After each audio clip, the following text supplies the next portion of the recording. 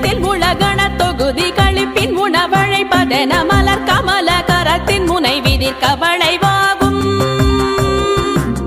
தலத்தில் உலகண தொகுதி கழிப்பின் உணவழைப்பதென மலர் கமல கரத்தின் முனை விதிர் கவளைவாகும். திருத்தணியில் உதித்தருளும் ஒருத்தன் மலை விருத்தன் என குணத்தில் முறை கருத்தன்மையில் நடத்து குகன் வேலே. திருத்தணியில் உதித்தருளும் ஒருத்தன் மலை விருத்தன் என குணத்தில் முறை கருத்தன்மையில் நடத்து குகன் வேலே. ஓம் சரவண பவாய நமஹ.